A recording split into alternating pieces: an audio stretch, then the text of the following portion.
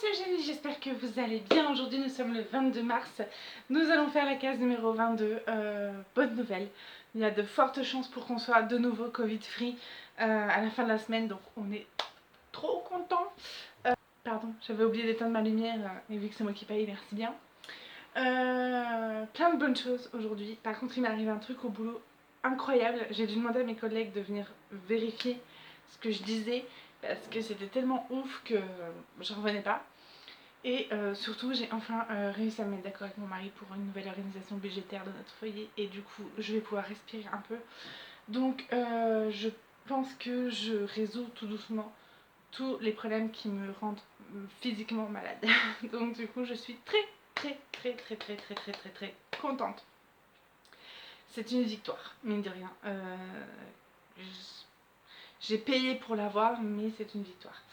Du coup, on va faire la case numéro 22 qui est juste là, dans le coin supérieur droit de notre diamond painting. Je vous prends tout de suite. Ok, donc, en avant. Hop, la case numéro 22. Ça va faire trop bizarre. Tadam! Je suis très contente de faire un angle parce qu'on n'en avait pas encore fait. Du coup, je suis trop contente. Tadam! Bon, du coup, ce qui s'est passé au travail aujourd'hui.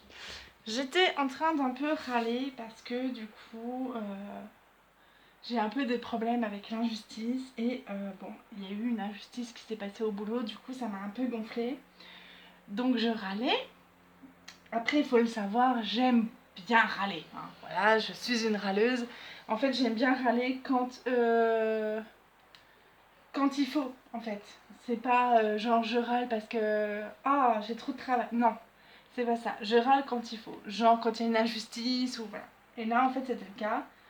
C'est genre quelqu'un a eu un passe-droit pour un paiement et du coup ça me dérange. Bon bref, du coup je râle.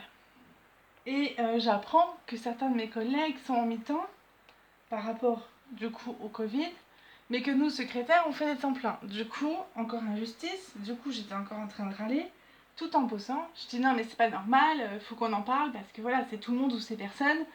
Il n'y a pas de raison que les secrétaires on se tape 8 heures de taf et que les autres se bossent 4 heures et ils auront leur paye normale puis nous aussi. Donc non, c'est pas normal.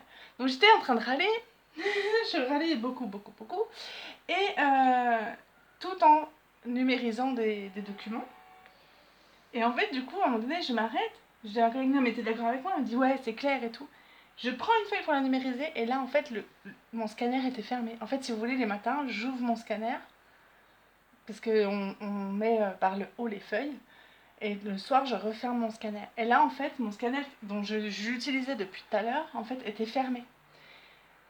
Et il n'a pas pu tomber, c'est pas possible, puisque, en fait, quand j'ouvre mon scanner, il y a des espèces de branches que je dois rouvrir, et en fait, ça porte la feuille. Vous voyez ce que je veux dire? Je vais essayer de vous faire un peu plus clair parce que c'est pas clair.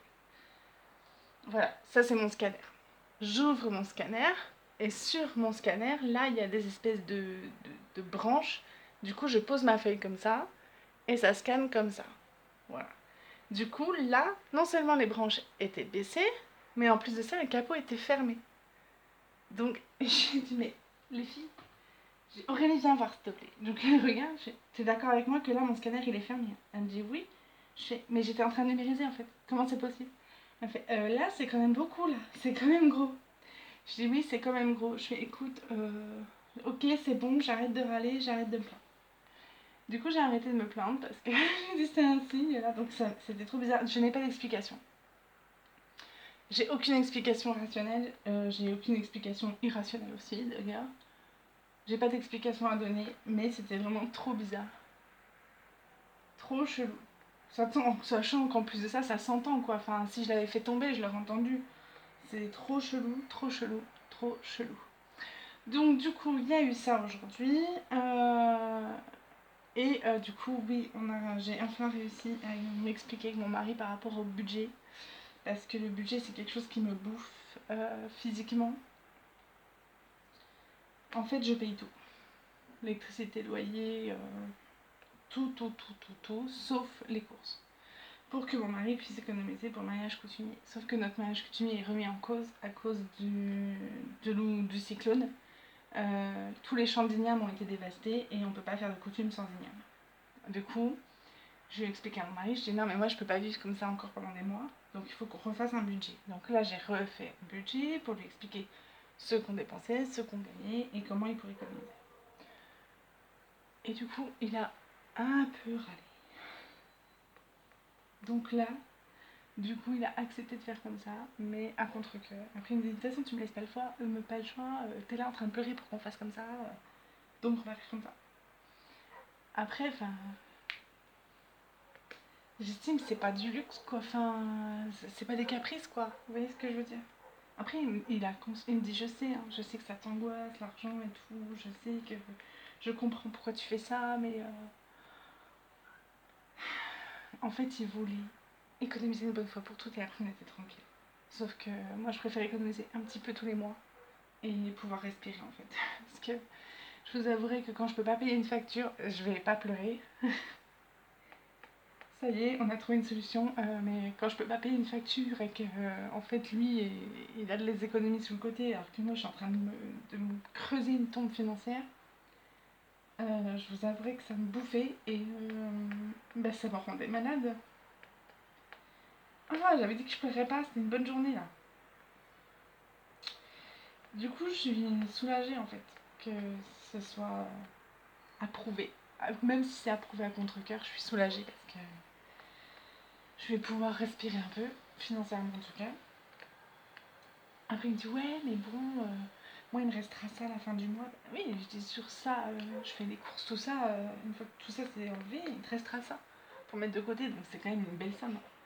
Il me dit ouais, mais moi je fume. Ah bah ouais, mais ça, voilà, ça c'est pas mon problème, moi j'ai arrêté de fumer pour faire des économies, donc après, voilà.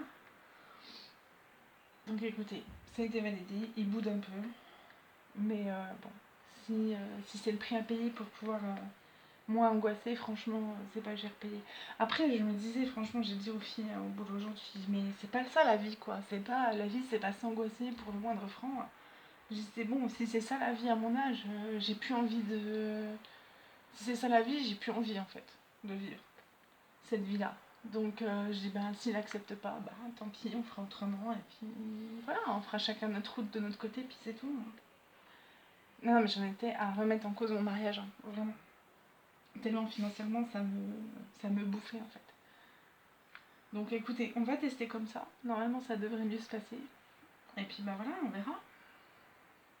Normalement j'ai rien oublié. Donc évidemment il n'a pas participé à l'élaboration du budget. Parce que j'ai normalement à peu près tout calculé, mais bon, je sais pas si j'ai oublié des trucs ou pas. Puisqu'il n'a pas voulu, vu qu'il boudait un peu. Donc écoutez, voilà quoi. On verra bien. On verra ce que ça va donner. Après, je lui dis, t'es colère? Il me dit, non, mais là, t'es en train de pleurer. Pour qu'on passe comme ça. Puis maintenant que je te dis oui, t'oses me demander si je suis en colère. Mais bon, écoutez, je le laisse. Je me suis fait du coup un planning pour les dates de paiement. Et puis voilà. On va voir ce que ça va donner. Si je me suis trompée, ben, je m'en excuserai, mais il n'y a pas de raison. Hein. Il n'y a pas de raison, j'ai tout calculé. Il n'y a pas de raison que je me sois gourée. Hein. Alors oui, pendant 2-3 mois, le temps de me remettre à flot, quoi. Mais après, ça va être bien. Mais enfin, je sais pas comment vous expliquer. C'était vraiment une réelle angoisse d'être dans la merde comme ça, alors que on pourrait trouver une solution pour ne pas l'être ni l'un ni l'autre, en fait. Donc voilà. Bon, je vais changer de sujet parce que on n'est pas riche, on n'est pas pauvre. Mais du coup, moi, je l'étais parce que on gérait mal le budget. Alors il me dit non mais c'est une bonne idée, oui c'est logique, mais c'est juste qu'il voulait pas faire ça tout de suite. Il voulait faire ça dans 3 mois en fait. Sauf que moi je peux pas vivre comme ça encore pendant 3 mois. J'ai plus la force de vivre comme ça un jour de plus en fait. Donc 3 mois, je vous laisse imaginer. je l'avais dit au film, j'ai dit je ne peux plus, je ne peux plus. C'est pas que je ne veux pas, c'est que c'est plus possible physiquement pour moi de vivre comme ça, dans la conjoncture comme ça. Après, je sais pas, dites-moi si vous, ça vous est déjà arrivé d'avoir des situations comme ça, où ce n'est plus possible physiquement pour vous. Ça peut être, bah là c'est l'argent, mais ça peut être autre chose, hein, je sais pas moi, une relation toxique, un travail toxique, là c'était plus possible. Moi, physiquement, je vous assure, quand il m'a dit oui c'est bien, mais on fera ça que dans 2 mois, j'en étais, mais... Oh, c'est pour ça que je pleurais. Non, non, mais t'as pas compris en fait, je crois. C'est maintenant, c'est pas dans 2 mois en fait, c'est maintenant. Donc après, je sais pas, c'est peut-être... De toute façon, c'était ça où on arrêtait. C'était clairement ça, moi j'en pouvais plus. Donc écoutez, on va tester ça pendant 3 mois et je suis sûre qu'il va réussir à mettre plus d'argent de côté comme ça qu'avec sa façon de faire. Donc à voir, mais je suis sûre et certaine de mon coup. Donc voilà, hormis ça, écoutez, rien de particulier. On a fait les leçons avec les enfants quand je suis rentrée du boulot, parce que je suis partie à 15h30 du coup, puisque normalement là on est censé reprendre nos horaires dits normaux. Donc on bosse toutes les 3 pendant 8 heures. Donc je vous explique pas. On se bagarre pour le travail parce qu'on a personne. Enfin, on a personne, on n'a pas grand monde. Et puis ben, on est ultra à jour, donc on se bagarre pour le travail. Après, c'est ce que j'ai dit aux filles. Je dis ne nous plaignons pas parce que je dis quand on n'aura plus rien, quand on va être dans le rush, on va se plaindre des journées où c'était plus calme. On va se rappeler avec et moi des journées où c'était plus calme et où on avait le temps de faire les choses. J'ai donc ne nous plaignons pas d'avoir largement le temps de faire les choses. J'ai parce qu'on n'est pas sûr que ça va durer. Donc voilà, il faut profiter de ces journées-là, c'est des journées cadeaux ça. Après c'est vrai, hein, je vais pas vous mentir que me lever ce matin en sachant que j'aurais pas grand-chose à faire de ma journée au travail, ça m'a beaucoup frustrée parce que j'aurais peut-être eu des choses à faire ici, que j'aurais pu... quoique non, sincèrement j'aurais passé ma journée à jouer, donc au final ça change rien. J'aurais passé ma journée à jouer au Sims 3, donc ça aurait été pareil en fait. Donc écoutez, mis à part ça, rien de particulier dans cette journée. Des pleurs de soulagement. C'est du soulagement en fait. C'est des bonnes larmes, c'est des larmes de soulagement. Après, ça m'agace d'être comme ça parce que d'être une pleureuse facile comme ça parce que je l'étais pas avant. Il faudrait que je m'interroge là-dessus d'ailleurs sur quand est-ce que je le suis devenue parce que j'étais pas comme ça avant. J'étais pas du genre à chouiner toutes les 5 minutes, à pleurer facilement comme ça. Après, c'est peut-être hormonal aussi, hein, mais d'ailleurs, j'ai regardé une vidéo la dernière fois, là, ces jours-ci, de Céline H. Je vous conseille sa chaîne si vous ne la connaissez pas. Céline H, c'est une humoriste, mais qui en ce moment est en travail sur elle-même. Et elle parlait du fameux syndrome post-menstruel. Et j'ai dit, ah, c'est fou qu'elle en parle parce que j'en parlais peu de temps avant elle en fait. Et elle disait elle aussi qu'elle hallucinait que personne n'en parle justement. Et elle s'est vraiment documentée, elle n'a pas fait comme moi parler de mon ressenti, mais elle s'est vraiment documentée sur les conséquences, les pourquoi. Donc c'est super intéressant, je vous invite à aller voir sa vidéo. Et elle a fait une magnifique vidéo aussi, alors si ça peut aider certains, qui s'appelle Queen D, donc Queen D, sur la chaîne de Céline H. Je vous invite à aller voir, c'est un petit court métrage, il dure 12 minutes. Et ça m'a fait du... C'est pas que ça m'a fait du bien de voir ce petit court métrage, c'est que ça m'a mis un peu les idées au clair sur les situations que je vis ou pas d'ailleurs. Du coup voilà, mais ça j'espère que vous allez bien, que vous passez ou que vous avez passé une bonne journée. Là, la nuit tombe, donc il doit être 6h, et exactement pile poil 18h. Donc il est 8h du matin chez vous. Écoutez, sinon rien de neuf. En ce moment, j'ai énormément envie de jouer au Sims 3. Donc je pense que, bah, pas ce soir parce que je me lève à 7h, mais j'ai passé une nuit super hein, avec le Lexomil. J'ai super bien dormi évidemment vu que je me suis shootée. Mais j'aimerais bien ne pas en prendre tous les soirs. Donc ce soir je vais essayer de me coucher relativement tôt, sans cacher, en essayant de faire des exercices de respiration pour me calmer. Et puis on verra si ça marche. Mais là j'avais vraiment besoin de repartir de zéro de ma semaine de sommeil parce que... Par contre j'ai eu du mal à me lever. Hein. Ça a été dur. Alors je sais pas si c'était le fait d'avoir pris un cachet ou... Pourtant je me suis pas endormie... Je me suis pas endormie tard mais j'ai eu du mal à me lever. Oh là, c'était dur, dur, dur. Donc ouais, je sais pas, ce soir je vais essayer de me coucher de bonne heure. Et puis bah voilà quoi. Mis à part ça, rien. Ça me fait bizarre de faire le coin. Je vous jure. Bon évidemment c'est du blanc, hein, on le savait. On savait que ça allait être du blanc mais...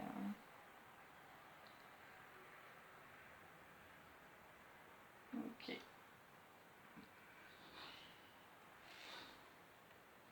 Donc ben voilà. Après, voilà, ce que j'ai réussi à faire aujourd'hui pour moi ça reste un exploit. Mettre les choses à plat avec mon mari sans... Enfin ça reste un exploit. Je le fais vraiment passer pour quelqu'un de mauvais alors que c'est pas du tout le cas. Parce qu'il comprend. Il comprend hein, ma logique, il comprend mon angoisse et tout, mais c'est juste que lui, dans sa tête, il voulait faire autrement. Mais pour moi, ça reste un exploit parce que avant, ça se serait plus fini plus douloureusement que ça. Et là, en l'occurrence, mais je pense qu'il a compris en fait. Il a compris que là, c'était plus possible pour moi.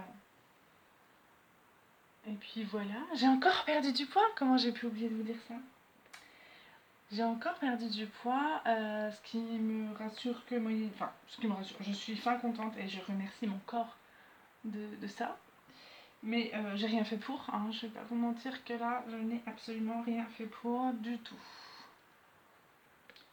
Donc écoutez. Mais tant mieux, hein, tant mieux que ça continue comme ça.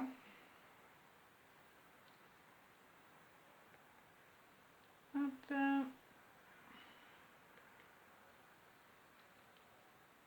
Alors j'ai pas perdu des milliards, j'ai perdu 1 kilo encore, mais bon, c'est 1 kilo. Hein. Donc là, je suis à 89. J'étais à 89. J'étais remontée à 89,9. Là, je suis à 89, donc 1 kilo presque de perdu. Et j'avais dit que je visais les 88. Donc dans 1 kilo, c'est bon, j'ai mon objectif d'atteint. Donc je vais faire un petit peu d'effort la semaine-ci. Je vais manger sainement. Et puis on va voir ce que ça va donner. Mon mari s'est moqué de moi vendredi soir parce que je suis rentrée, j'avais faim, mais je crevais la dalle. Et je lui dis, j'ai trop faim en fait là. Je dis, il faut vraiment que je mange parce que je crève de faim. Et le temps qu'on me fasse à manger, j'ai mangé 1 cuillère de riz et un peu de petits pois carottes et c'est tout. Il me dit, c'est ça que t'appelles crever de faim? Il me dit, mais t'as rien mangé en fait. Je dis, bah si, j'ai mangé ce que mon estomac m'a demandé. Mais en même temps, j'avais plus faim, enfin, le temps que ma faim s'était calmée en fait. Tout simplement. Le temps qu'on fasse à manger, ça c'était fini. Pourtant, j'étais rentrée à 18h. Hein, mais bon. C'est comme ça, l'organisation n'est pas la même pour tout le monde. C'est comme ça, c'est pas autrement. J'ai l'habitude avec lui. Que quand je rentre à 18h, rien n'est prêt, c'est une habituelle. C'est une petite habitude, mauvaise, mais habitude quand même. Après, je peux m'en prendre qu'à moi-même. Je l'ai habitué comme ça. Donc forcément, pourquoi y changer? Hop. Bon bah écoutez, du coup voilà, je vais pas tarder à finir ça et puis à vous laisser du coup. Parce que comme vous le voyez, la nuit tombe. Hop.